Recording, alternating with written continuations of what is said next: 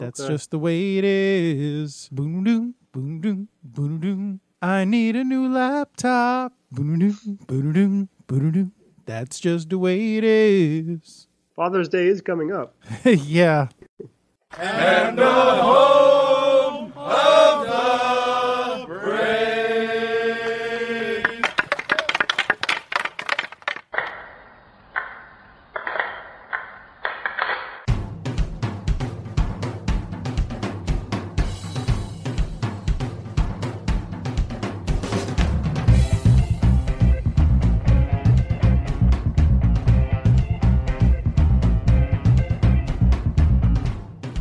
Game on!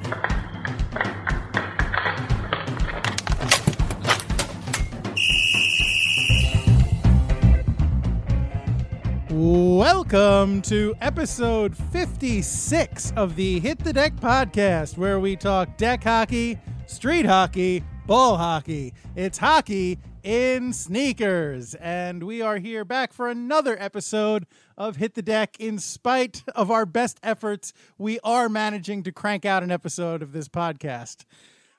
We've faced some challenges, unexpected, and but we persist for your sake, for you, the listener, because we just love you so darned much. I, of course, Gary, and my partner, James. How are you, James? I'm doing pretty well, thank you, and thank you so much for being Mr. Scott and Geordie LaForge and Chief O'Brien all in one to get us on and record tonight. Yeah, I'm doing my best. You know, I can only do so much, and you know, most of it's out of my hands. Honestly, what James is alluding to, and what I kind of alluded to, is that a big part of the problem tonight in getting recording. Not that you care, because, you know, you're listening to it. So it's done. But my internet inexplicably went out. So I had to reboot my cable modem like 3 times to get it to come back. So, but we're here and we're a go. Hit the Deck is go. I'm happy about it. Yeah. Okay. Good. I'm glad. How have you been since we last spoke, James?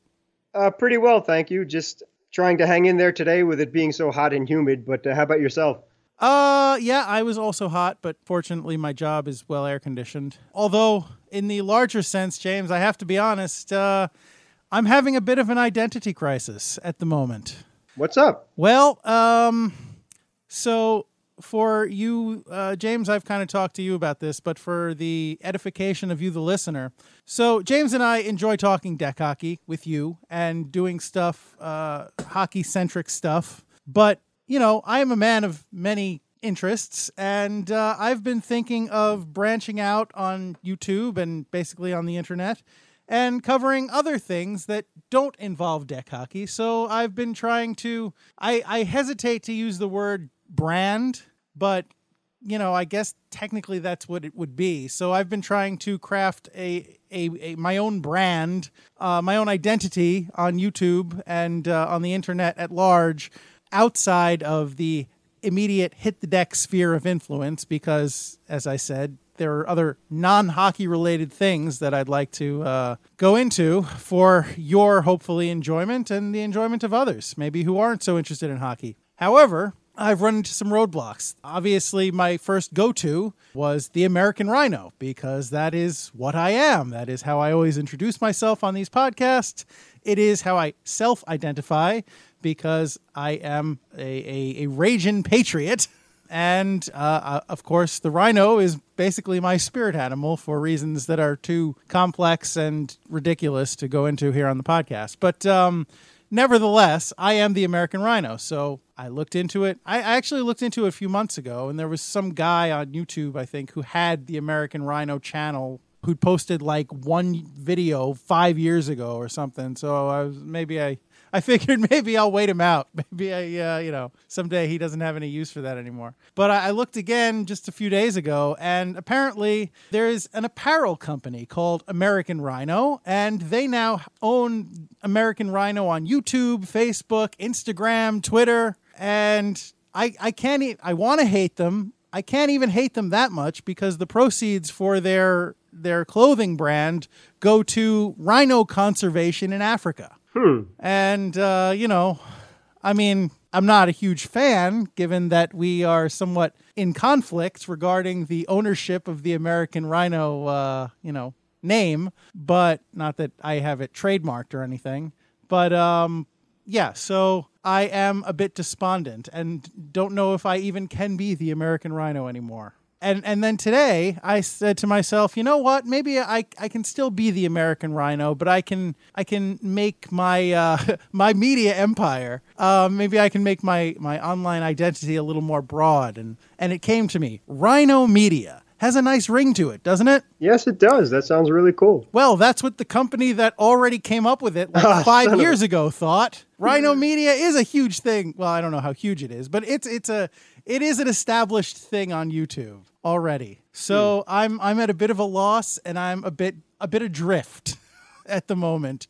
So not to bore you all too much, because I've already spent more time on this than I intended to. But the gist of it is, I kind of have to figure out who I am, which don't we all? All right, but off air, I have a couple of ideas that maybe hopefully nobody else has ripped off yet. So we'll talk about that later. All right. Well, I appreciate that, James. Thank you. Sure. But speaking of being on air, maybe we should get into it. Okay. Since we've, and by we, I mean I, have made the listener sit through my nonsense for too long already. It can't be right. 36 minutes. Oh, I just never reset the counter. All right. Never mind. Yeah, we're going on 7 minutes roughly. All right. Yeah. See, that's why I keep you around, because you're the guy who keeps the trains running on time. Yeah, I don't work for the MTA. Yeah, or Penn Station or Amtrak. No. All right. Anyway, so that being said, why don't we jump into our starting lineup? So for tonight's starting lineup, in goal, I am possibly the American Rhino, number 35, Gary McCullough, and of course, my patient co-host. On defense, number 4, I'm James Sajazi. Yes, indeed you are, sir. And would you please indulge me and the listener by telling us what is on deck for this podcast? Will do, sir. Thank you. Ice, ice, baby. Here's an issue we don't have to worry about in deck hockey, but it's just a wee bit important to the NHL. In an article posted on sportstechie.com in late February, the NHL had some issues with its ice quality in multiple arenas around the league. It is extremely challenging keeping the surface in constant top condition, and something that should never be taken for granted, especially during Cup playoff time. Mind your own business! I always need help with my game and welcome constructive criticism. However, is it ever appropriate to help out a teammate who plays a different position and didn't ask for your advice? And Stanley Cup playoff bummer. There are only 4 teams left playing for Lord Stanley's Cup. If one of them is not your favorite team, what do you do until the Cup final? And that's what's on deck. Thank you, James. You're welcome, sir. All right. So, I got to tell you, I could use some of that ice, baby, right about now. You and me both, brother. Here in New York, or in the New York area, it has been in the 90s the last couple of days, which is a stark contrast to the 60s that it was in just a few days ago. And in fact, yesterday morning, it was like 56 when I left the house, and it went up to 90 something. How do you even account for that on an almost 40-degree swing? Yeah, if you're living in California or something and you're going from the mountain and down to the coast, I could accept that, but that's just a little bit too extreme for my liking. So until we all have pneumonia and whatever, hopefully we'll get through this. But seriously, just make up your mind, Mother Nature, would you please? Really? And, that heat is obviously not just taking a toll on our bodies, but it is taking a toll on NHL arenas as well. Yeah. Now, again, Gary and I being Ranger fans, we've always heard throughout our fandom that Madison Square Garden, otherwise known as MSG, it's always been notorious for having poor, quote-unquote, poor ice because the arena is used so often for so many different events, concerts, and up until this year, or at least recently, the circus and volleyball, tennis, forget about it. You name it, even monster trucks. It's crazy. Dog shows. The list is endless. So, track meets. Oh, yeah, and basketball, too. I forgot about the Knicks. Tennis. Yeah, it's really... The Knicks, who are they? They used to be a professional basketball team in the New York area. Like the Globetrotters? No, the Globetrotters are really good. Oh, like the Generals then. No, you're right. Yeah, and the Globetrotters aren't owned by little horrible, terrible creatures. So at least none that I know of. Uh-huh. Yeah, so as James said, the Garden gets a lot of use. Right. So it's even though that it's been renovated and it's the fourth Garden or 4.1 or whatever the case you want to call it now because of the recent renovations, it's, I think, has done a lot better in terms of their ice quality for the Rangers. So unfortunately, now it seems to have expanded all around the league where there are ice issues. And it all kind of culminated in, for whatever reason, this season for the 2016-2017 100th anniversary of the NHL. But great places such as Edmonton, they have a recently new arena, and that's what the problem is, where the Oilers play. In Arizona, that's kind of expected because it's such a dry, hot climate. Detroit, but we all know that the Joe is closing. It has closed down, so that's not really an issue anymore. So hopefully the new place that they open up they'll have it figured out. Say it ain't so, Joe.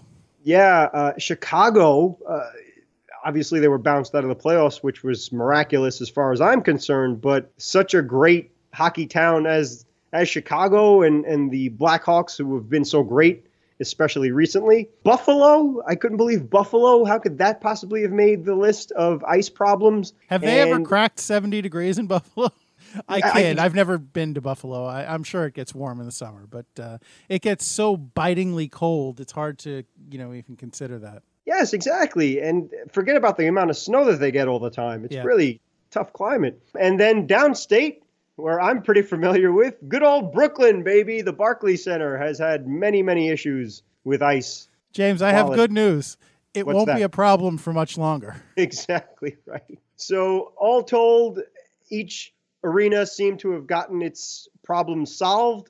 The issues with the new Edmonton arena, believe it or not, had to do with you need a certain amount of humidity in the arena to keep the ice at perfect conditions. So the piping underneath the ice, which keeps it cold, is supposed to be at 21 degrees, and it's supposed to be made out of steel or metal, the piping. And also the humidity levels need to be, something like 20 to 40% inside the arena as well. That high.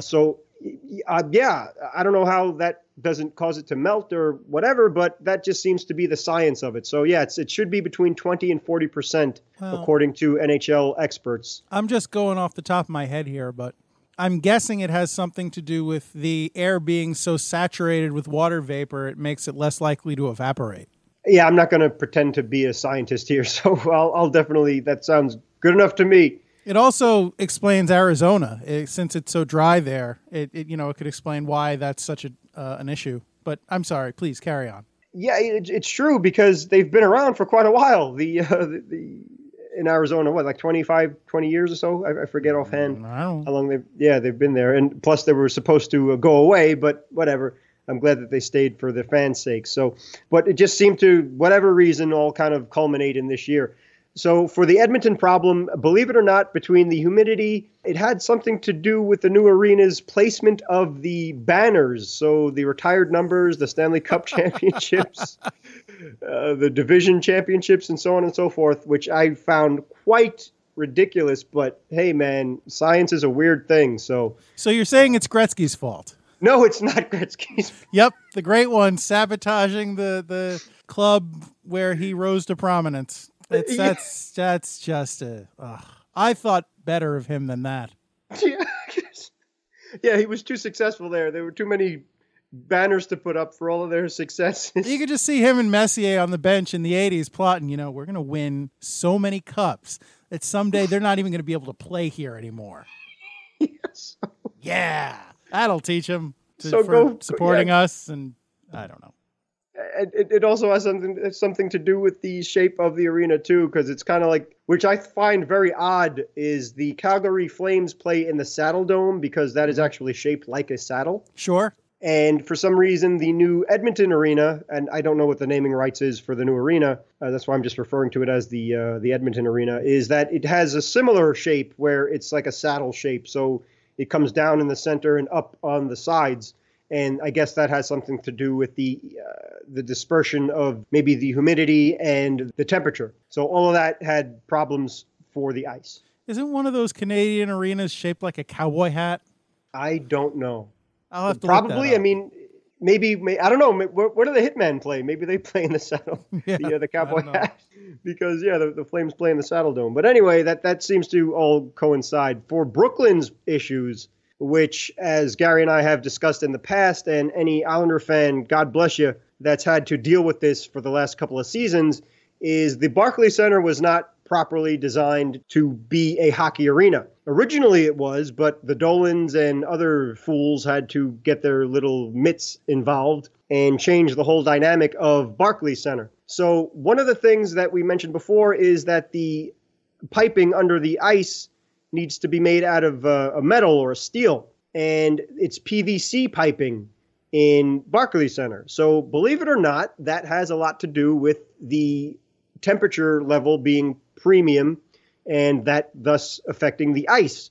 So I think the ice itself has to be something like around 25 degrees, and the pipes need to be 21 degrees. And that wasn't the case in the Barclays Center. I think they've solved those issues to a certain extent, but as Gary said, the ultimate solution is that they don't need to dig up the floor and put in the proper piping, because the Islanders have one skate out the door already, and they're probably going to go back to Long Island or Queens or something. So we'll see what happens with that. So those issues have been taken care of. But I was really surprised about places like Detroit and Chicago and Edmonton and Buffalo, of all places. But Edmonton and Chicago were ready for the Stanley Cup playoffs, and they got all their stuff together at that point. Great. James, this just in, breaking news. The cowboy hat design was actually... It was just that, a design done by somebody who I knew I had seen it somewhere. It's actually a blog that I read from time to time called Dave's Geeky Ideas, run by a guy named Dave Delisle, who had submitted a cowboy hat design as a replacement for the Saddledome. Ah, okay. So okay, good. It is not a real arena. It's just a potential one. I'm relieved that does not exist, and I hope it does not. No offense to any cowboys or cowboy hats. I actually really think they're cool. I have much respect for cowboys and the Wild West and all that stuff, but I don't see that being a functional arena. But hey, I didn't think a Saddledome would be good either. But you know what? I'll put it up on our Facebook page. I'll put a link up to it. It actually looks kind of cool. I mean, I don't know if I'd want it to be my arena, but the design for a stadium is actually pretty cool looking. Okay. I've been wrong before, and I could be wrong again. So no, I'm not saying you're wrong. I'm just saying it's a fun little design for somebody else's stadium. Yeehaw! Indeed. I'm surprised that the Dallas Stars didn't jump on that first, but all right. And so between the humidity problems, leaks, watery ice, and things, we don't have to worry about those problems in deck hockey. But the NHL, they do, and they do an excellent job keeping up all of that. And I think that they've dialed it in as well for the Las Vegas Golden Knights coming into play as well, because that's a pretty dry environment too, to keep ice at a good temperature. Thank goodness all we have to worry about in deck is heat stroke and frostbite. That's right. Phew! Yep. What a relief. Oh, well. Anyway, but good report, James. Thank you. Yeah, thank you. And speaking of the Las Vegas Golden Knights, we are going to be fast approaching the entry draft for Las Vegas. And I think you, the listener, can look forward to a special Hit the Deck feature centering around the draft coming up in maybe a month or so. I guess that's when the draft is happening. So we're going to break out all the stops. That's mixing metaphors. It doesn't even make sense. But we're gonna do you right for the draft. So stay tuned for that. But in the meantime, we've got some actual deck stuff to talk about. So James, if you wouldn't mind. Yes, we have. So topic number 2 for this podcast is labeled "Mind Your Own Business." Yeah, same to you, buddy. Yeah. You know what? Mind your own business. Don't even listen to this. I don't mean that. I don't mean that. Please, please listen. Tell your friends. Yeah, yes, please. All right. We love you. We do. All right. Yes. So mind your own business. Right. Not really. I'm confused. let me try and shed some light on this. I apologize. Thank you. Direct your hate mail to Dave Ajazy, by the way, at gmail.com. Anyhow, a few, I don't know, maybe weeks, months ago, Gary and I were just hanging out, and I was telling him about a special I was watching on the NHL Network about some great goalies of NHL history. Mm-hmm. And we've had the benefit of seeing some of the best right before our eyes here in the tri-state area. Mike Richter, Henrik Lundqvist, Martin Brodeur. It's battling Billy Smith. I mean, the just alone in the three tri-state area teams. Sorry. James, why don't you tell the listener what I was doing just now? You were just making me laugh. Let's just say that. I was literally holding my tongue at the mention of Martin Brodeur, but carry on. Yes, so that's for you, Sue. And so I hope you appreciate the great American Rhino for letting that go by. Anyhow, watching those clips and seeing some of, like Dominik Hasek, for example, some of the acrobatic, amazing saves that these guys have made, I am not a goalie. I tried it once and was absolutely, completely, 100% horrendous at it. When was that, James? Oh, this was when I was playing roller hockey in high school. I always had great respect for goalies, which I hope every hockey fan does, as baseball fans have great respect for pitchers, because hockey goalies and pitchers have so much impact on the game. So I just wanted to try it out. I wanted to see what the mask was like, what the equipment is like, and how difficult it really is. So I was on rollerblades, and just putting the gear on alone took about an hour. And then when I was set, I was pretty. It was a few years into playing, so I had pretty good balance, and I knew my way around skates pretty well. I was on blades at that time too. I wasn't on the four wheels anymore, but I couldn't even balance properly and stay in the crease. I don't know how you guys do that without just drifting or something. It's that your leg muscles must be phenomenal. Well, I don't. I play deck hockey. Yeah, but still, you're still in the position where you're bent over. Or you're always in the at-ready position. Your glove hand is open. Your blocker is at your side, and you're ready to go at any given moment. And that's fascinating to me. I don't know. I mean, just staying in that position for a long period of time, or even just a few seconds at a time, is really exhausting. So forget about trying to see some maniac come at you or like a 2-on-0 or something, and then you have to see if the guy's going to pass and then try and guess which side he's going to go to and which body part you have to move really quickly, and if you're going to go down with the blocker, if you're going to try with the glove. I mean, there's so many things that go on, and it's fascinating, and God bless you guys and gals that do such a great job in goal for us. Well, like with anything, I mean, I appreciate the compliments, but like with anything else, it's mainly repetition and instinct. I mean, once you know how to position yourself and you get you get some experience staying in that position, it becomes easier. The first time I played, or the first few months, I guess, we were playing deck hockey and I was playing goal. The next day I'd be able to barely walk. I'd be in so much pain. But now it's like, okay, I'm used to it. You adjust. It's like with anything. You get used to it. And it's not something that most people are instantly good at. You work at it and you practice. And I'd be happy to if you ever wanted to try again sans skates, I'd be happy to let you borrow my gear or give you some pointers or whatever. It's up to you. I appreciate that very much, but I've definitely learned my lesson. So I don't know, given the way you lay out for blocking shots, I would think that playing goal would be kind of second nature to you. You figure that, but it's not true. I like a drummer, for example. I don't know how you guys do it. Either it's just an instinct or a God-given talent or whatever you want to call it. But personally, if I was told that the only way I could play deck hockey is to be a goalie, I'd just walk away from it and not play again. No, you love it too much. Yeah, but just for the sake of the beauty of the game and respect out of it, I wouldn't insult it by trying to be a goalie. But anyway, so with all that said, with the new appreciation of how difficult it is to be a goalie, and then fast forwarding to watching that special, I thought, hey, maybe I could give the American Rhino a tip or two or something that I saw that, hey, maybe you could incorporate this in your game. But I asked your permission first, and we weren't playing or anything like that, and you were very kind and polite. But in the back of my head, I'm thinking, I have no idea what the hell I'm talking about. So is that something that could be distracting, or is it just noise, or could it actually be helpful where a teammate of yours who doesn't know the position, especially something as complicated as being goalie, or even if, as myself being a defenseman, I wouldn't give advice to a center because it's such a different position, but could there be a situation where somebody who doesn't know what he's quote unquote talking about could help you out with something, or is it just like he has no idea what he's talking about and just keep it to yourself? Well, first, I'm going to just go on the record and say I have no memory of this conversation. So I'm just going to trust you on this one that we had it. Okay.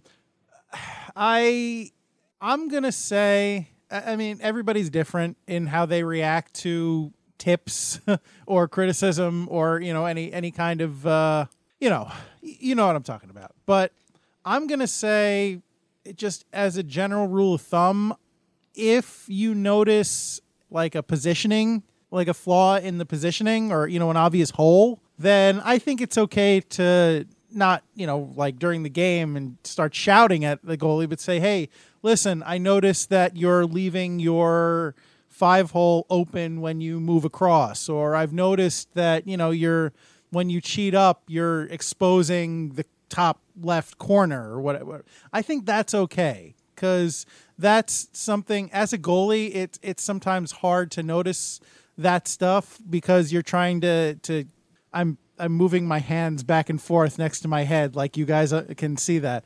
We have so much to keep track of in terms of what various players are being positioned and where the puck's going.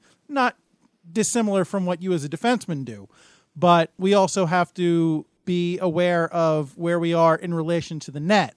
And the crease can help with that, but if you're focused straight away, that's assuming you have a crease. If you're focused, straight away on the play, sometimes you can lose your sense of bearing, and you can, you've noticed goalies kind of bang their stick against the post. Sometimes that's like a nice solid, yeah, here we go, but that can also be, okay, the post is there, without having to turn your head back and look. But yeah, so if you notice a goalie drifting out of position slightly or consistently leaving something open or exposed, then yeah, I think it's entirely fair to say, hey, listen, I just wanted to let you know that this is what's happening. Do with that what you will. Because it could be a trade-off that the goalie has already decided is okay, and he's willing or she is willing to live with because it suits their style. But I think if you raise it once, it's probably, especially if it's not at a bad time, if it's between periods or something and the goalie hasn't given up 3 or 4 goals, I think that's fine. In terms of style, I don't know. Style is something that's unique to every person, that every goalie. So I don't know if it's bad form to give pointers, but it's not necessarily something that, I don't know if you'll be able to speak the same language, and I don't know if you'll be able to, it's kind of a gray area. For me, I'll always listen politely, but when I'm out there, I just wind up doing what feels best anyway. So I probably don't want to overthink it too much as it is. So I'm going to say use your best judgment. I know that's kind of a cop-out, but I'm not willing to commit one way or the other in terms of whether or not you should give advice, that kind of advice. Well, yeah, I don't think it's a cop-out at all. It's that because you know how to play the position properly. You've done it for a number of years, and you play well, and you keep us in every game that we play, and so on and so forth. So, Rose Charities tournament notwithstanding. No, hey, listen, we'll get into that in a minute too, because a certain quote-unquote defenseman was thrown off of the defensive pairing because he was so horrible. But we'll get to that in a minute again. But for example, in the LIQ with our goalies, we got the American Rhino, we got Mike Marjamaa, and we got Craig who's Mercado. Currently on the IR. Oh, no, really? Yeah, Mike is down with knee surgery. Oh, no. Yeah, he had, I think, a torn meniscus. Oh, I'm sorry to hear that. I'll drop him a note. Yeah, well, geez. He might listen to this. So if you're listening, Mike, get well soon. We miss you, buddy. Yeah, amen, brother. Oh, boy, I'm so sorry to hear that. Anyway, but so for like example that we had Mike on last year on the Hit the Deck podcast, which I thought one of our best episodes, where you and he talked about shop. You talk shop about how to play goals. Sure. So if he and Craig and even Brad to a certain extent, because he's so good that he can play goal as well.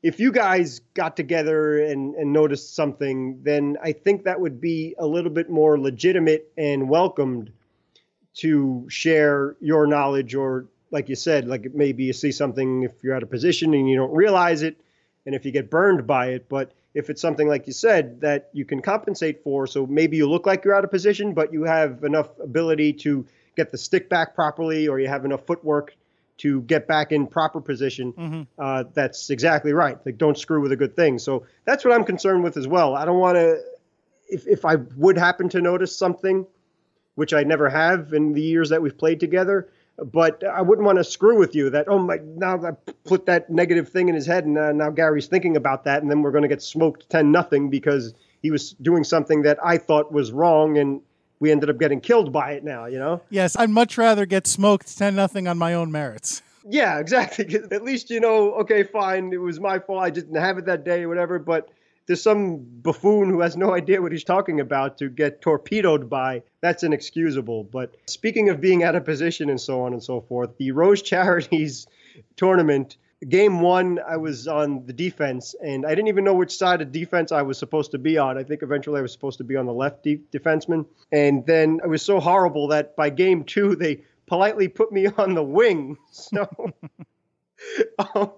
I haven't played wing in God knows how long. So I felt extremely uncomfortable out there and lost. So it was really odd. But in that aspect, I definitely would have welcomed anybody who knew how to play wing properly to tell me where I should have been. And as a matter of fact, from the bench, they were saying, get back a lot of times. So because my instinct is to just stay by the blue line and hopefully keep the puck in for our team or get it out. Sure. Regardless. So that was really very uncomfortable and strange. Well, James, look at it from a different angle. I don't want to criticize or disparage any of my teammates, but it seemed like among the players that we played with, the, let's call them less experienced players or seemingly less experienced players tended to be on the defense. So I think moving you up to the wing was a promotion in that regard, because there were a couple of really good, solid defensemen, but there was also some people, and I don't want to generalize, but in this case, they mostly happen to be female, but people who, like, look, there was one point where there was a girl, a woman, there was a lady who had the puck behind our net, or, next to the net. Yeah. And she had a good at least 5, if not 10 seconds all alone with that puck. And somebody still managed to come in and take it right off her stick. Not because she didn't have an outlet pass, just because she looked like she didn't know what to do with it. So, it seems like maybe they thought, we put our weaker players back on D and they do less damage that way. But I really don't know. Maybe... Yeah, I'm going to say look at it as a promotion until proven otherwise. All right, I appreciate that, but just for a guy that supposedly has been a defenseman for so many years, it seemed kind of odd or whatever. But okay, that's cool. But again, I'm curious to see what the listener has to say about that as well.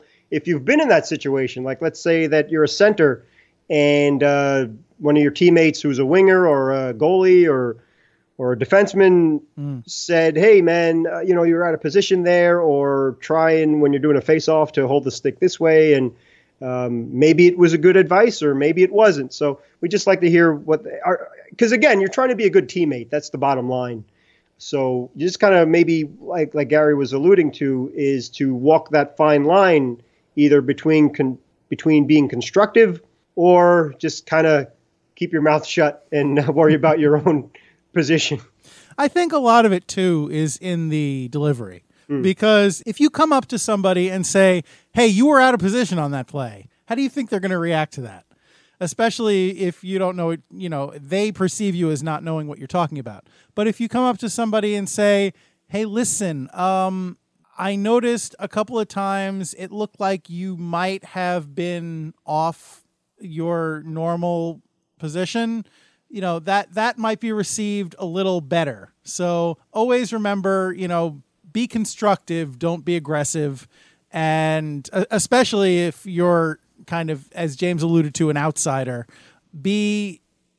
just approach, maybe, I don't want to say cautiously, but just, approach somebody from a constructive and maybe a even slightly deferential standpoint, because again, this goes back to the goalie thing. If they are screwing up, then they know they're screwing up and they're already going to be beating themselves up about it. So if you come over and say, hey, your 5 hole's open, the response could be, yeah, no kidding. Exactly. What tipped you off? The 3 goals? But, if you've given up 3 goals in your 5 hole, that's not even the right time to approach it. But whatever. It's a game, so sometimes you have to be a little blunt for the interest of your own team. But if you come up and say, hey, listen, I noticed on some of those goals that you got burned on that you were doing this. I don't know if you're aware of that. That might be received a little better. So use your best judgment. And again, this is just our opinions. We want to know what, like James said, what are you thinking? So please hit us up on our, email us at hitthedek@gmail.com. Again, deck is DEK, like the hockey. Just look up at the title of this podcast, Hit the Deck, or on Facebook, please, or even tweet at us at hitthedeckpod. So we would love to hear your opinion on whether or not you think it's appropriate to help out a fellow teammate at a different position. Thank you, sir. Yeah. And then to wind things down for this evening, or at least this podcast, is if your team is not one of the 4 that's competing for the Stanley Cup right now, which is likely, right? What do? It's like, even if your team didn't make the playoffs at all, do you watch the Stanley Cup playoffs, any of it? Or let's say a certain couple of guys' favorite team got bounced in the last round and we're not happy about it, and we have to see the other team now that's doing pretty well against the defending champions. Mm-hmm. Personally, I haven't watched any of the conference finals at all, so I'm just kind of waiting for the Stanley Cup final to begin. Yeah, agreed. I don't even know if I'll watch that. I mean, maybe if it's on, and I'll watch a few minutes of it, but I'm not going to go out of my way to watch it. I've said this before on the podcast. I'm a Rangers fan. I'm not a hockey fan, and for some people that might kind of lower my hockey cred in their estimation. But I am what I am. I love my team, and I'm not going to make any pretensions to the contrary. I am what I am, right? That's what Popeye said. But so yeah, it's funny. I was talking to Rob, our LIQ mate, who actually we should try and have on the podcast one of these days. But he's a huge Ranger fan, season ticket holder, in fact. And I was talking to him. He asked me who I was rooting for in the playoffs now that the Senators have knocked off our beloved Rangers. And I said, basically, I was rooting for a stadium collapse.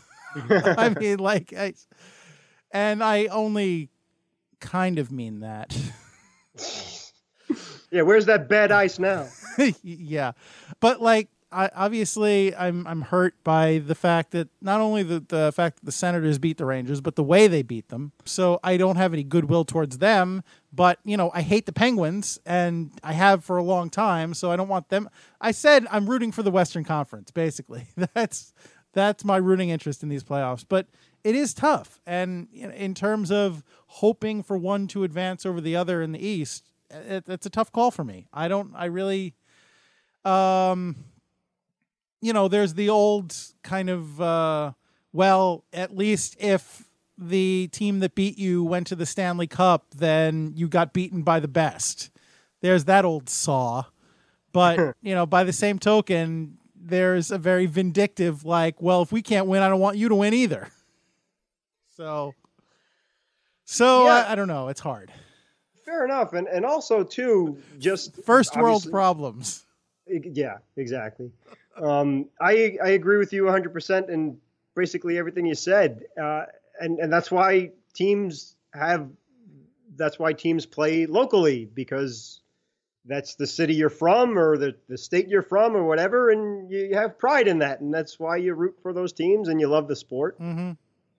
And so there's nothing wrong with that at all. I think most fans probably feel that way. I think the diehard sports fans, if you're a baseball fan, a hockey fan, basketball fan, football fan, football to a certain extent is a little bit different. But the loyalty, like for soccer and baseball and hockey, is so deep and strong. Look at college teams. Exactly. So you identify with these players and you care about them and you care about the franchise and all that stuff. So, yeah, sure. If your team is out, then I have no problem, because I feel the same way, that if you're not watching anymore, it doesn't mean you don't love the sport or anything like that. But for those of you who have that much interest in it, then God bless. But the other thing, too, is not only that the Rangers are out, but as a hockey fan, the Columbus Blue Jackets had such an exciting and great season for the first time in their franchise history, mm-hmm. that they've done so well and made such great progress. And then they got knocked out relatively early. Then the Edmonton Oilers over in the Western Conference, the young talent and exciting players, and they got knocked out early too. So that was kind of a little bit of a bummer. The Chicago Blackhawks got knocked out in the West as well. So you couple all those things together, and I don't think the NHL was kind of hoping for, I think they wanted the Pittsburgh franchise involved in the conference finals. But in the West, great for the Predators. I think they deserve it. They're a good team. I'm not saying that at all, that they aren't, but I'm not really a big Anaheim fan, and I think they've kind of had their time. I'd rather have seen San Jose quack. come back. Quack. Yeah. Quack. Quack. Quack. Quack. Quack. Quack. Quack. Quack. Quack. Quack. They were actually, I didn't even pick them to make the playoffs at all. So go figure, whatever my opinion means. So that just, you couple all that in together, and then there you have it. So I was just curious what everybody else felt that way too. So that's something else that you could sound off for. Hit us up at, like Gary said, through Twitter, Facebook, Instagram, or even Instagram. I don't know. I'm not that hip. Or just email us at the Gmail account. But yeah. Either way, God bless baseball season. I'm very happy that there's a baseball season to distract us by, even though our favorite team is making us regret that. But yeah, and definitely tip of the cap to the LIQ founding father, Rob, who makes us all look like we don't care about the Rangers at all, of his passion for the Broadway Blue Shirts. So get him next year, I guess. I hope. You know, I credit to Rob, because you'd be hard pressed to find a larger Sidney Crosby hater than Rob McCullough. But to his credit, he posted a very classy, thought out post on Facebook recently about how, if Crosby is being not forced, but if he's being put back into play after his concussions, or after probable concussions, and basically, not being forced to observe the league's concussion protocols because he feels like he needs to get back in there, then what kind of message does that send to every other player when the most protected and, the poster boy for the league is doing this? What message does that send to every other player who's fighting for a job when it comes to their own health? So, that was good on Rob for being able to take a step back and take and take a look at the bigger picture, and be a big man, about the whole thing, and for a few minutes not be just a fan, not be like a, what I mean. Yes, exactly. I don't want this to come off as negative. I mean this in the most positive sense.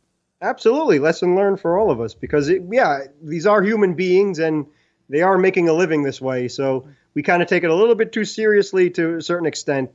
But exactly, when they take their jerseys off and they put on their street clothes, they are human beings too. So don't be too fanatical and just be a good rooter for your team. But great point there. And I do respect Rob very much for that because, yeah, you're not going to find a bigger Ranger fan out there than Mr. McCullough. But the final thing on this is God bless deck hockey. Thank you for that. And at least we could distract ourselves that way as well. Yeah, and also one other thing that Rob posted or liked or shared, or I don't know. I'm not good at Facebook. But he mentioned we had just been talking about the Mighty Ducks, or at least I was, and or alluding to them. And he posted a thing which is similar to an article that I had read just a couple days ago about how the Mighty Ducks, I'm talking about the team in the film franchise, not the actual Anaheim team. The Mighty Ducks were actually a terrible team in terms of fundamentals and statistics, or hashtag fancy stats, as they say. And their coach, Gordon Bombay, as played by Emilio Estevez, should never be allowed to coach anything ever again because he was a abysmal coach. So, for all you kids who love the Mighty Ducks and one of your favorite movie teams of all time, you might want to go back and take another look at that. So that's just some food for thought, as we go out. Last minute remaining in the podcast. Thank you, Pops. All right. So all that being said, we, of course, would like to thank you ever so much for sticking through yet another edition of the Hit the Deck podcast. We hope you enjoyed it. We hope we entertained you. We hope that you will come back again next week for no spoilers. But let's just say that we have something lined up that the American Rhino is looking very much forward to. So I think you're going to want to take a listen to that. But in the meantime, I would be remiss were I not to thank you for listening to this podcast and all of our podcasts. At least I'm hoping that you listen to all of our podcasts. I'm giving you the benefit of the doubt on that one. Thank you to Pops for being the voice of said podcast. Thank you to Anthony Sajazi for providing music to the podcast. Thank you to the LIQ for sound effects used in the podcast. And as we mentioned earlier, if you would like to reach out to us, communicate with us on the podcast, please feel free to email us at hitthedeck@gmail.com. Hit us up on Facebook, on Instagram at hitthedeck, on Twitter at hitthedeckpod, and subscribe. Please, please, please, if you haven't already done so, subscribe to this very podcast for your own ease and simplicity on iTunes or Stitcher or wherever you get your podcasts. We should be right there. It's so much easier once you subscribe because it's right there. You just have to listen. Oh, there's a new Hit the Deck. Awesome. I can just click it. And there we are in all of our nonsense. So, yes, that being said, I'm going to pass this over to James. James, please, is there anything you would care to add? Yeah, I just, out of genuine curiosity, do we have anything going on our YouTube page that people should check out? That is a very good leading question there, James, and I'm glad you asked it. Yes, in fact, on our YouTube channel, within the next few days, it should have been much sooner, but I need a new laptop. Within the next few days, you can expect a brand new edition of Hit the Deck Hockey, wherein we do play-by-play for one of the Rose Charities tournament games, which was played so well down in Lower Manhattan a couple of weeks ago. So if you're interested in that, please head over to our YouTube page. Our channel is Hit the Deck Podcast on YouTube. And in the meantime, please subscribe to that too, because when that video does go up, you can just go, hey, they got a new video, and click it. And you probably aren't that silly. But, you'll just be right there for your eyes. You can sit down and get some popcorn or, chips or pretzels or whatever, and just watch and listen and, be entertained-ish. So I sell this so well. Honestly, I could sell ice to an Eskimo. I swear. Anyway, anything else, James? Yeah, if you could put that soundbite in when we do the upload of new YouTube pages, that would be so awesome. All right, I'll think about it. Okay. Or YouTube clips, I should say. Yeah, okay. Well, I will take that under consideration. And Thank you. Yeah, no problem.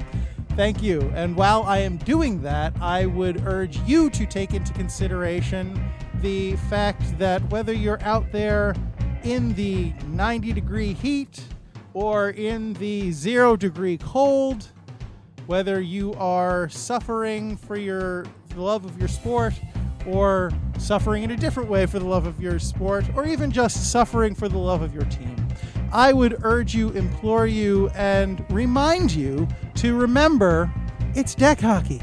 Don't be that guy. Thanks, everybody. Let's start this train wreck. Let's run this thing into the ground, baby.